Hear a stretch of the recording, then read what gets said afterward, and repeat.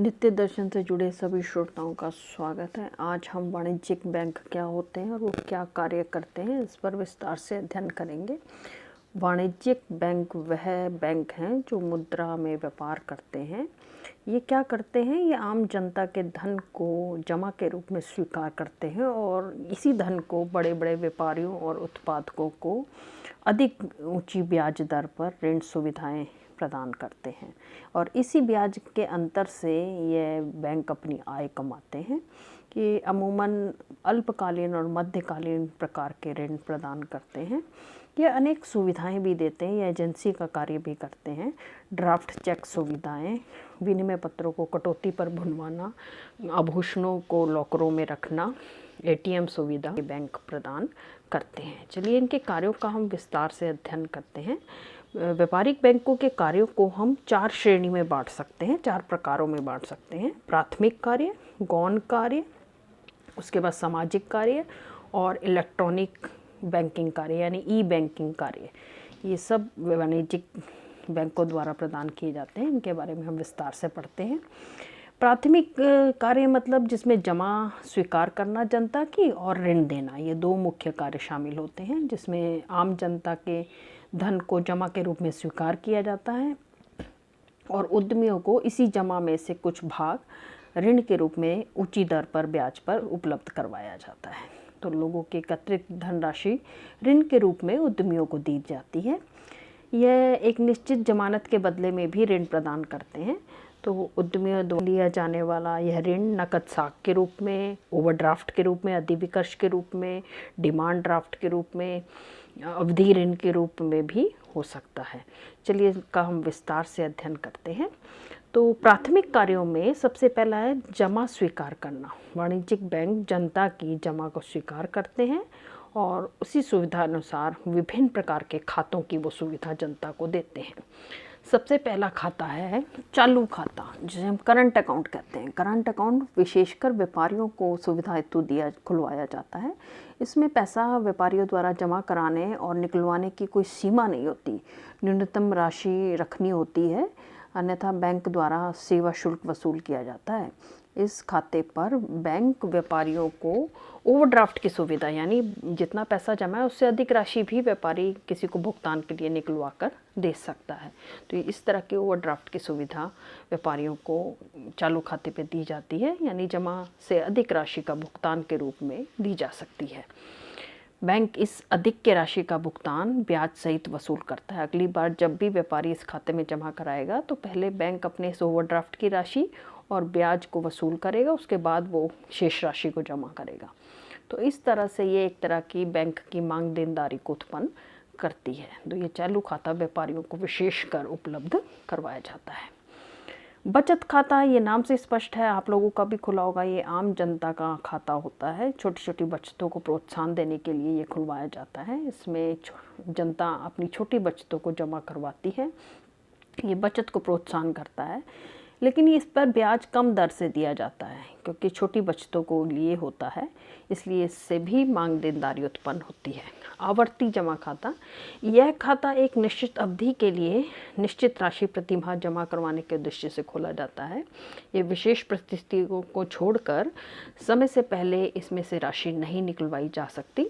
इसमें जितनी भी राशि जमा होती है उसी के हिसाब से ब्याज दिया जाता है। खाते में जमा होती है राशि, उसके आधार पर इस पर ब्याज दिया जाता है। यह बैंक के लिए एक तरह की काल देनदारी होती है। निश्चितकालीन जमा खाता, जिसे एफडी के नाम से जानते हैं, निश्चित समय के लिए पैसा इसमें जमा करवाया जाता है। समय अवधि के आधार पर इसमें ब्याज दिया जाता है। समय से पहले इसमें से पैसा निकलवाने की कुछ शर्तें होती हैं। बैंक कटौती काट कर इस राशि का भुगतान करता है। तो इस प्रकार से देखा कि बैंक में जमा स्वीकार करने के साथ साथ इतने प्रकार के खाते खोले जाते हैं। दूसरा कार्य बैंक का ऋण देना है। वाणिज्यिक बैंक जो है व्यापारियों को, ये जो जमा होते हैं इसके आधार पर व्यापारियों को ऋण अग्रिम के रूप में प्रदान करता है। ये नकद ऋण के रूप में, विनिमय पत्रों की कटौती के भुनवाने के रूप में, अवधि ऋण के रूप में या उपभोक्ता ऋण के रूप में भी हो सकते हैं।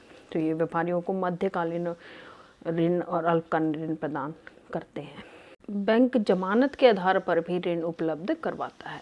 तो सबसे पहले इसमें कौन कौन सी सुविधा दी जाती है? सबसे पहले है अधिविकर्ष की सुविधा। बैंक अपने ग्राहक को चालू खाते में जितनी भी राशि जमा की है उससे अधिक राशि निकलवाने की सुविधा दे देता है। ये जो अधिक राशि निकाली जाती है इसे अधिविकर्ष या ओवरड्राफ्ट कहा जाता है। और इस अधिक राशि को बैंक ऋण की तरह वसूल करता है कि व्यापारी ने ऋण ले लिया, और इस पर अल्पकालीन ऋण होता है। और इस पर बैंक जब अगली बार पैसा जमा करवाया जाता है तो अपनी ऋण की ब्याज वसूल के साथ साथ मूलधन को भी वसूल करता है। इसके लिए बैंक से अनुमति लेनी होती है कि बैंक ओवरड्राफ्ट किया जा सकता है या नहीं। नकद ऋण और साख, इसमें बैंक ऋणी को एक जमानत के आधार पर एक निश्चित राशि एक निश्चित सीमा के अंदर निकलवाने का हक देता है। जो ऋणी होता है वो धन निकलवाते समय और जमा करवाते समय ये राशि की सीमा को ध्यान में रखता है। बैंक ऋण की राशि पर ब्याज वसूल करता है जो वास्तव में निकाली जाती है। विनिमय पत्र की कटौती, व्यापारियों के जो विनिमय पत्र होते हैं जो उन्होंने अपने देनदारों पर लिखे होते हैं उनको समय से पहले कटौती पर भुनवा कर व्यापारियों को पैसा उपलब्ध करवाता है, और जब उस बिल की अवधि पूर्ण होती है तो वो देनदार से वो पैसा वसूल कर लेता है। इस प्रकार से बैंक व्यापारियों को विनिमय पत्रों की कटौती की सुविधा प्रदान करता है। अवधि ऋण एक निश्चित अवधि के लिए ग्राहकों को प्रदान किए जाते हैं, जिसमें वो बड़े वाहन, कार, ट्रक, मकान, मशीन, इन सब को खरीदने के लिए पैसे का इस्तेमाल करते हैं। इनका भुगतान जो होता है वो किश्तों में किया जाता है। ये किश्तें आपके आधार पर तय होती हैं कि मासिक होंगी, त्रैमासिक होंगी, 6 माही होंगी या वार्षिक होंगी। उपभोक्ता ऋण या मांग ऋण, ऐसे ऋण जो बैंक द्वारा कभी भी वापस मांगे जा सकते हैं, या ऋण बैंक जमानत के रूप में निश्चित कालीन जमाएं, बीमा पत्र, सरकारी प्रतिभूतियों के आधार पर प्रदान किए जाते हैं।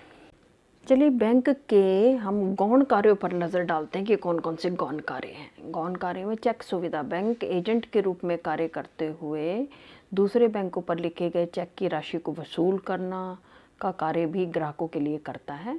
चेक एक तरह का साख प्रपत्र होता है जिसके माध्यम से बैंकों में पैसा निकलवाया या जमा करवाया जाता है। हम किसी भी पैसे को चेक के माध्यम से कहीं पर भी निकलवा सकते हैं और जमा करवा सकते हैं। यह मुद्रा विनिमय का सबसे प्रचलित प्रपत्र होता है और बड़ा ही सस्ता साधन भी होता है। यह 2 रूप में होता है, रेखांकित चेक और वाहक चेक। रेखांकित चेक जिसमें वर्णित व्यक्ति भुगतान प्राप्त करता है, जो भी व्यक्ति का नाम उस चेक में होता है उसके खाते में ये पैसे जमा होते हैं, नकद रूप में उसे प्राप्त नहीं होते, केवल खाते में ही जमा होते हैं और उस विशेष व्यक्ति का नाम उस चेक में लिखा होता है क्रॉस करके। वाहक चेक में जिसने भी उसे धारण किया है वो उसकी नकदी प्राप्त कर सकता है। काउंटर पर जाकर इस चेक को तुरंत नकद में परिवर्तित कराया जा सकता है, मतलब दिखाते ही ये चेक धारक को भुगतान के रूप में प्राप्त हो जाता है। तो ये कार्य बैंक एजेंट के रूप में करता है। दूसरा कार्य है एकत्रीकरण और भुगतान करने का कार्य भी करता है। एक बैंक ग्राहकों के लिए किराए, ब्याज, इन सब को इकट्ठा करने का कार्य लोगों से और उनकी तरफ से लोगों को भुगतान करने का कार्य भी करता है। बीमे की किश्तें भुगतान करता है, व्यापारियों की कर का भुगतान करता है। ये सब एकत्रीकरण और भुगतान के कार्य में आते हैं गौण कार्य के रूप में, एजेंट के रूप में। वह ऋण पत्रों, अंशों को क्रय करने का भी कार्य करता है, क्रय विक्रय का कार्य। बैंक ग्राहक की तरफ से, व्यापारियों की तरफ से बैंक विभिन्न प्रकार की जो प्रतिभूतियाँ होती हैं, चाहे वो अंश के रूप में है, ऋण पत्र के रूप में, बॉन्ड के रूप में, यूनिट्स के रूप में है, ग्राहकों के लिए खरीदता है, उन्हें बेचता है और उनको सुरक्षित रखता है। ट्रस्टी के रूप में कार्य करता है।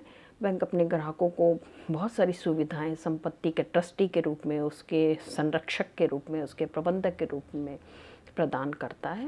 ग्राहक उनकी संपत्तियों की देखभाल और देखरेख और उनको संभालने का कार्य भी करता है।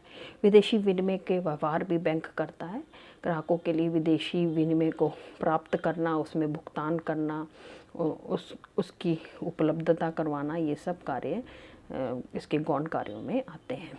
रुपए भेजने का कार्य, एक स्थान से दूसरे स्थान पर रुपए भेजने के लिए बैंक ड्राफ्ट की सुविधा प्रदान करता है। ये इसके गौण कार्यों में आता है। संदर्भ पत्र, कई बार विदेशों में आयात निर्यात संबंधी व्यवहार करते समय हमें वहाँ के व्यापारियों को बैंक के द्वारा एक प्रपत्र उपलब्ध कराना होता है, जिसमें बैंक इस बात का आश्वासन देता है कि ये व्यक्ति इस देश का नागरिक है और व्यापारी है, क्योंकि इसका खाता मेरे बैंक में खुला हुआ है। वो एक गारंटी के कार्य के रूप में ये प्रपत्र काम करता है। तो यह संदर्भ पत्र कहलाता है और यह संदर्भ पत्र बैंक अपने व्यापारियों को विदेशी व्यापार करने के लिए प्रदान करता है। अन्य सामान्य सुविधाओं में आप आभूषणों को अपने बैंक के लॉकर में रखवा सकते हैं, इस तरह की सुविधा देता है। तो जो भी आपके कीमती सामान है, हीरे जवाहरात हैं, वो सब आप लॉकर में रखवा सकते हैं। इसके लिए वो वार्षिक बहुत कम किराया लेता है, वार्षिक दर से। यात्रा चेक का और ऋण प्रमाण पत्र भी प्रदान करता है। बैंक यात्रियों को यात्रा चेक की सुविधा प्रदान करता है, जिसमें यात्रा करते समय आपको नकद ले जाने की ज़रूरत नहीं है, बस ये प्रपत्र ले जाइए और इसके आधार पर आप यात्रा कर सकते हैं। बैंक साख प्रमाण पत्र भी जारी करता है अपने ग्राहकों को। इसमें आयातकर्ता ग्राहकों के लिए साख पत्र जारी किया जाता है, जिससे माल को आयात करने में आसानी होती है। आंकड़े और सूचनाएं एकत्र करने का कार्य भी बैंक करता है कि कोई ग्राहक चाहता है कि किसी विशेष क्षेत्र में आंकड़े और सूचनाएं एकत्र कर दिए जाए उसके तरफ से, तो बैंक ये कार्य ग्राहकों की तरफ से वित्तीय मामले में आंकड़े एकत्र करने का कार्य भी करता है। तो ये सब गौण कार्यों के अंतर्गत आता है। चलिए अब इसके सामाजिक कार्यों पर दृष्टि डालते हैं। सामाजिक कार्य में यह समाज के लिए पूंजी निर्माण का और आर्थिक विकास का कार्य करता है। बैंक जो है बहुत सारे लोगों की जमा को इकट्ठा करके उत्पादकों के निवेश को बढ़ाता है, उत्पादकों के लिए धन उपलब्ध कराता है। उत्पादक नई नई इकाइयों को स्थापित करते हैं, जिससे देश में उद्योगों के कारण आर्थिक निर्माण होता है, पूंजी निर्माण होता है। पूंजी निर्माण की दर बढ़ती है और देश आर्थिक दृष्टि से सुदृढ़ बनता है। यह साख उपलब्ध करवाता है। जो अल्प विकसित देश होते हैं उसमें टिकाऊ वस्तुओं के लिए लोगों के पास पैसा नहीं होता, फ्रिज, टीवी, बड़ी बड़ी कारें, इनको खरीदने के लिए। तो जो बैंक है वो सस्ती दरों पर किश्तों में आपको ऋण देकर आपके जीवन स्तर में बढ़ोतरी करता है, आपको साख उपलब्ध करवाता है। तो इस तरह से हम जो विलासिता की वस्तुएं हैं बैंक के माध्यम से अपने जीवन शैली में ला सकते हैं। यह मौद्रिक नीति बनवाने में सरकार को योगदान देता है। वो देश की अर्थव्यवस्था, पैसा, आय, इस सब का ब्यौरा केंद्रीय बैंक को देता है। केंद्रीय बैंक आर्थिक नीति बनाते हैं जो बजट में सरकार के समक्ष रखी जाती हैं। इसमें अपना योगदान देता है, दिशा निर्देश देता है कि किस तरह से देश के विकास के लिए मौद्रिक नीति तैयार करनी है। तो इस प्रकार से बैंक अपनी भूमिका देश में निभाते हैं। स्वरोजगार के अवसर, लोग अगर अपना रोज़गार खोलना चाहते हैं तो उस रोज़गार के लिए भी बैंक ऋण प्रदान करता है, जो सस्ती दर पर होता है। सभी बैंकों से ये ऋण आपको उपलब्ध हो जाता है। आप अपने रोज़गार को खोल सकते हैं, उत्पादन में वृद्धि कर सकते हैं, इससे देश का विकास होता है। नव परिवर्तन को अपनाने के लिए बैंक उद्योगों को बहुत बड़ी मात्रा में ऋण प्रदान करता है, ताकि उत्पादन की तकनीक में परिवर्तन करके उत्पादन को बढ़ाया जा सके और देश के आर्थिक विकास को बढ़ाया जा सके। तो इस प्रकार से सामाजिक क्षेत्र में बैंक अपना योगदान देता है। चलिए अब ई बैंकिंग क्षेत्र में क्या कार्य करता है ये भी देखते हैं। ई बैंकिंग मतलब इलेक्ट्रॉनिक्स, यानी कि कंप्यूटर्स के माध्यम से बैंकिंग व्यवसाय को करना। मौद्रिक व्यवहारों के लिए आप इंटरनेट का जब प्रयोग करते हैं तो उसे हम ई बैंकिंग कहते हैं। इससे फ़ायदा क्या होगा, एक तो कार्य समय पर हो जाएगा और खर्चा भी कम होएगा। ई बैंकिंग के माध्यम से करते हैं, जैसे डिजिटल रोकड़ ट्रांसफ़र करना, ईएफटी करना, एनईएफटी करना, आरटीजीएस करना, ये सब इसके अंतर्गत आते हैं, जिसका अभी हम विस्तार से वर्णन करेंगे। तो ई बैंकिंग यानी कंप्यूटर के माध्यम से कार्य करने के क्या फ़ायदे हो सकते हैं। हमें 24 घंटे, हर मिनट, हर समय पर यह सुविधा उपलब्ध होती है कंप्यूटर पर। कभी भी नेटवर्क पर जाकर हम बैंक संबंधी आंकड़े निकाल सकते हैं और आदान प्रदान कर सकते हैं। मोबाइल से कहीं पे भी इस सेवा का लाभ उठा सकते हैं। कुछ भी वित्तीय अनुशासन हम इससे बना सकते हैं। ग्राहक संतुष्ट रहता है, उसे कम जोखिम लगता है, अधिक सुरक्षा महसूस होती है। यात्रा के समय नकदी ले जाने की आवश्यकता नहीं होती, हम कार्ड के द्वारा ही भुगतान कर सकते हैं। इसके अलावा जो केंद्रीकृत डाटाबेस है वो लेखांकन कार्य में काफ़ी मदद करता है। हमारी नकदी ले जाने का डर भी नहीं रहता और चोरी होने का भी भय नहीं रहता, समय पर भुगतान हो जाते हैं। तो ई बैंकिंग के बहुत सारे फ़ायदे हैं। चलिए इसके विस्तार से कार्यों को जानें। इलेक्ट्रॉनिक फंड हस्तांतरण ऐसी विधि है जिसमें ग्राहक इंटरनेट के माध्यम से पैसे को एक खाते से दूसरे खाते में हस्तांतरित या ट्रांसफ़र करता है। इसमें ब्याज, कमीशन, पेंशन, लाभांश इन सभी चीज़ों को प्राप्त किया जाता है। बिजली के बिल, टेलीफोन बिल, अन्य तरह के बिल, किसी तरह की किस्त का, बीमा की किस्त का भुगतान करना है, कोई किसी तरह का हमने सामान खरीदा उसके बिल का भुगतान करना है, ये सब हम क्रेडिट कार्ड के माध्यम से हस्तांतरित करते हैं और इस तरह से हम इलेक्ट्रॉनिक फंड ट्रांसफ़र का फ़ायदा उठाते हैं। स्वचालित टेलर मशीन, इसमें हम एटीएम कहते हैं इसे आजकल प्रचलन भाषा में। इसके द्वारा जो बैंक होता है वो एक विशेष कार्ड को डालने पर व्यक्ति की पहचान संख्या के आधार पर रुपया निकलवाने का आदेश दे देता है मशीन को और 24 घंटे ये सुविधा उपलब्ध होती है। हम कभी भी पैसा इसमें जमा भी करवा सकते हैं, निकलवा भी सकते हैं। टेली बैंकिंग, इसमें हम फ़ोन पर व्यावसायिक गतिविधियों का पूर्ण जानकारी ले सकते हैं। आप नेट पर जाइए, अपने खाते को खोलिए और उस पर जो भी आपको जानकारी चाहिए वो ले लीजिए। टेली बैंकिंग है, ये बैंक को फ़ोन करके फ़ोन पर जानकारी को उपलब्ध करा लीजिए। डेबिट कार्ड, डेबिट कार्ड ग्राहकों को एक ऐसा कार्ड जारी किया जाता है जिसमें जो भी राशि जमा कराई है उसका पूर्ण ब्यौरा वो दिखाता है और उस राशि में से ग्राहक कहीं भी मशीन पर जाकर, किसी भी क्षेत्र में जाकर उससे भुगतान निकलवाने के लिए सक्षम होता है। तो ये एटीएम के द्वारा इस कार्ड का प्रयोग किया जाता है। क्रेडिट कार्ड, ये जो अच्छी लोग होते हैं, अच्छी कंपनियों में कार्य करने वाले उद्यमी होते हैं, वो इसका प्रयोग करते हैं। वस्तु को जब खरीदते हैं तो उसका भुगतान तुरंत कर दिया जाता है, जिसमें एक निश्चित समय के पश्चात बैंक में ये पैसा फिर बाद में जमा करवा दिया जाता है। ये एक तरह की ऋण की सुविधा होती है, अधिविकर्ष की सुविधा होती है, जो उस समय बैंक के द्वारा भुगतान कर दी जाती है, जिसको बाद में ग्राहक द्वारा उसको जमा करवाना होता है बैंक में। कोर बैंकिंग, कोर बैंकिंग आजकल का सीबीएस के नाम से यानी कोर बैंकिंग सॉल्यूशन के नाम से ये जाना जाता है, जिसमें ग्राहक पूरी देश में जितनी भी शाखाएं फैली है उसका ग्राहक बन जाता है और उन सुविधाओं को हर जगह उसके लिए बैंक सुविधाएं उपलब्ध हो जाती है। वो पूरे बैंक का, उस पूरे एसबीआई का, जैसे एसबीआई पूरे देश में फैला है तो संपूर्ण देश की इकाइयों का वो ग्राहक बन जाता है और उस ब्रांच में जाकर कहीं पे भी किसी भी शहर में वो व्यवहार कर सकता है, बैंक संबंधी व्यवहार। ये एक तरह का विशेष अधिकार होते हैं। इसके लिए एक विशेष पहचान पत्र लेना होता है। ये किसी भी ब्रांच में अब बिना प्रमाण पत्र के आप कोई भी खाता खुलवा सकते हैं, क्योंकि आप पूरे बैंक के अब ग्राहक माने जाते हैं, वो उसकी इकाई चाहे कहीं पे भी हो। तो एक नई सिस्टम ये चालू हुआ है जिसे हम कोर बैंकिंग सॉल्यूशन के नाम से जानते हैं और ये व्यापारियों के लिए उपलब्ध होता है। तो इस तरह से वाणिज्यिक बैंकों के कार्यों में हमने विस्तार से जाना है। आशा ये आपके समझ में आया होगा और आप इससे परिचित भी हुए होंगे। नित्य दर्शन पे बने रहिए और इसी तरह के अन्य अध्ययनों से जुड़े रहिए। इसे शेयर, लाइक और सब्सक्राइब करना मत भूलिए। धन्यवाद श्रोताओं।